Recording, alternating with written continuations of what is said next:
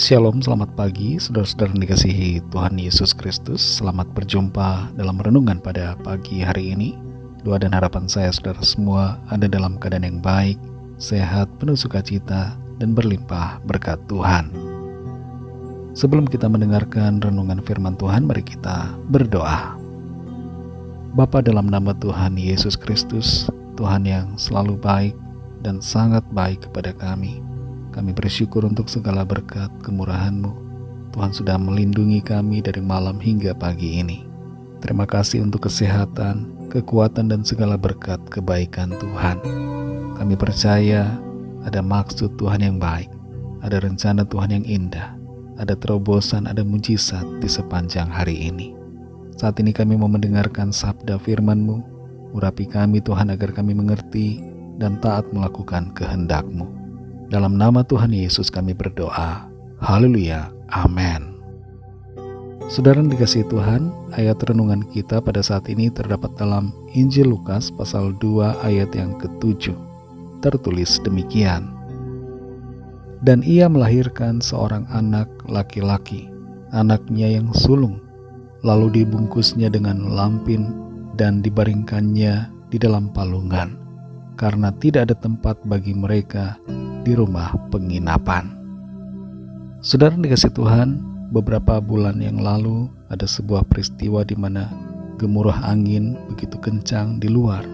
Daun-daun dan pasir berterbangan dan suasana mendung gelap mencekam.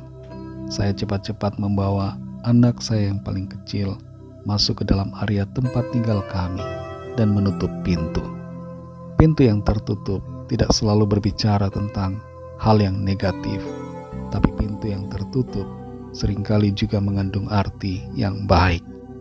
Tuhan dalam kemahabaikannya melakukan begitu banyak peranan dalam kehidupan kita, yaitu sebagai pembuat jalan, pembuka pintu, pemberi janji yang menepati, penyedia, pelindung, pemelihara, dan banyak lagi hal lainnya.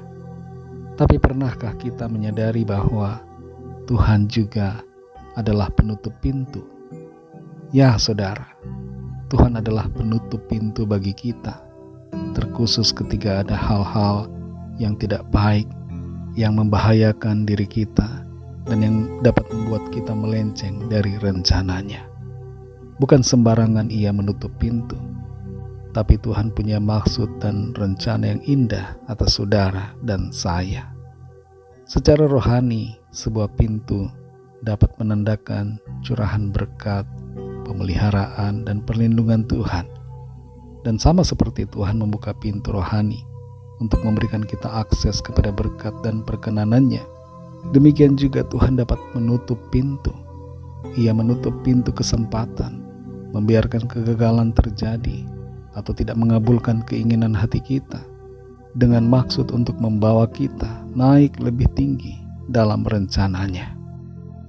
Dalam Lukas pasal 2 ayat 7 ini tertulis, dan ia melahirkan seorang anak laki-laki, anaknya yang sulung, lalu dibungkusnya dengan lampin dan dibaringkannya di dalam palungan, karena tidak ada tempat bagi mereka di rumah penginapan. Kita perhatikan di bagian akhir dari ayat ini. Di situ dikatakan bahwa tidak ada tempat bagi mereka di rumah penginapan. Bayangkanlah bagaimana sulitnya keadaan Maria dan Yusuf yang sedang membutuhkan tempat untuk menginap di Bethlehem pada malam itu. Namun ironisnya, semua pintu rumah tertutup bagi mereka. Tidak ada seorang pun yang membukakan pintu dan menerima kehadiran mereka.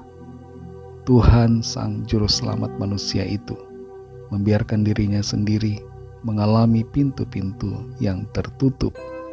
Tentunya ini bukanlah sebuah kebetulan, tapi ada maksud dari Tuhan untuk mengajar dan menguatkan kita, agar kita tidak menjadi lemah ketika menghadapi pintu yang tertutup, ketika menghadapi penolakan, dan mengalami keadaan yang tidak sesuai dengan harapan kita. Tuhan Yesus lahir dalam kesederhanaan. Pintu yang tertutup itu tidak membuat Maria dan Yusuf kehilangan harapan. Mereka memanfaatkan sebuah kandang, sebagai tempat perteduhan dan tempat di mana Maria melahirkan. Kita perlu menyadari bahwa Tuhan dapat membuka pintu dan juga dapat menutup pintu. Dalam Wahyu 3 ayat 7 tertulis, apabila Ia membuka, tidak ada yang dapat menutup. Apabila Ia menutup, tidak ada yang dapat membuka. Saudara yang dikasihi Tuhan, sebuah pertanyaan yang pantas untuk kita tanyakan. Mengapa Tuhan menutup pintu? Salah satu alasannya kita dapat temukan dalam Yesaya 55 ayat yang ke-8.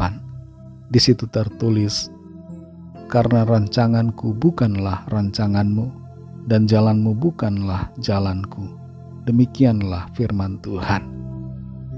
Apa yang kita anggap baik atau menguntungkan bagi kita, dibatasi oleh pemahaman kita yang terbatas secara manusiawi. Tuhan lebih tahu apa yang terbaik buat kita, dan Ia memakai setiap keadaan untuk menyatakan kemuliaan-Nya. Alasan-alasan lain mengapa Tuhan menutup pintu adalah karena Tuhan mau mengajar dan membentuk kita menjadi pribadi yang semakin mengasihinya. Tuhan mau memperdalam hubungan kita dengan Dia, membuat kita lebih mengandalkannya, dan Tuhan mau melindungi kita dari hal-hal yang tidak baik yang ada di depan kita, dan Tuhan mau memelihara kita serta membuat kita berputar balik bila kita sudah melenceng dari kehendak-Nya. Saudara yang dikasihi Tuhan, mungkin saat ini ada di antara kita yang mengalami keadaan di mana sepertinya pintu-pintu tertutup. Mari jangan putus asa dan kecewa, karena bila Tuhan menutup pintu itu, berarti Tuhan punya maksud yang baik untuk hari depan kita.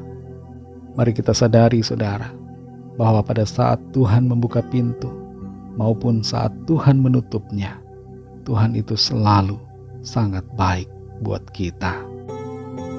Mari kita berdoa. Bapa, dalam nama Tuhan Yesus Kristus, Bapa yang sungguh sangat baik, Tuhan dan Allah kami yang kudus, yang suci, agung, layak dipuji, disembah. Kami bersyukur untuk firman-Mu yang sudah kami dengar, yang membuat kami mengerti bahwa kami tidak perlu menjadi kecewa atau putus asa ketika kami mengalami situasi di mana Tuhan sepertinya menutup pintu bagi kami. Sebab bila hal itu terjadi, maka Tuhan pasti punya maksud yang baik bagi kami. Karena itu kami mau selalu berserah pada karya-Mu dalam hidup kami. Kami percaya Tuhan selalu menuntun kami untuk masuk dalam rencana-Mu yang baik. Berkati kami Tuhan di sepanjang hari ini, dalam segala tugas dan aktivitas yang kami lakukan. Biarlah Tuhan menolong dan memberikan kami hikmat, serta kekuatan untuk kami dapat melakukan semuanya. Kami bawa kepadamu Tuhan setiap permohonan doa dan pergumulan kami masing-masing secara pribadi, agar Tuhan menyatakan kuasa mujizat-Mu dan pertolongan-Mu yang ajaib bagi setiap kami. Kami serahkan segala sesuatunya ke dalam tangan kasih-Mu. Kami percaya Tuhan Engkaulah yang memelihara dan menopang kehidupan kami. Dalam nama-Mu yang kudus, nama Tuhan Yesus Kristus, kami sudah berdoa dan mengucap syukur. Haleluya. Mari sama-sama kita berdoa doa Bapa kami. Bapa kami yang di sorga, dikuduskanlah nama-Mu. Datanglah kerajaan-Mu, jadilah kehendak-Mu di bumi seperti di sorga. Berikanlah kami pada hari ini makanan kami yang secukupnya, dan ampunilah kami akan kesalahan kami, seperti kami juga mengampuni orang yang bersalah kepada kami. Dan janganlah membawa kami ke dalam pencobaan, tetapi lepaskanlah kami daripada yang jahat, karena Engkaulah yang mempunyai kerajaan dan kuasa dan kemuliaan sampai selama-lamanya. Amin. Terimalah berkat Tuhan. Tuhan memberkati engkau dan melindungi engkau. Tuhan menyinari engkau dengan wajah-Nya dan memberikan kasih karunia. Tuhan menghadapkan wajah-Nya kepadamu dan memberikan damai sejahtera. Berkat anugerah dari Bapa Sorgawi, cinta kasih karunia dari Tuhan Yesus Kristus, dalam persekutuan dan penghiburan Roh Kudus, menyertai kita semua, sekarang ini dan sampai selama-lamanya. Dalam berkat nama Tuhan Yesus Kristus, haleluya, amin. Puji Tuhan, saudara dikasihi Tuhan, saya percaya firman Tuhan menjadi berkat dan kekuatan buat saudara semua. dan Roh Kudus akan menolong saudara untuk lebih lagi memahami kebenaran firman Tuhan. Tuhan Yesus memberkati saudara semua. Selamat beraktivitas dan sampai jumpa dalam renungan yang berikutnya. Haleluya!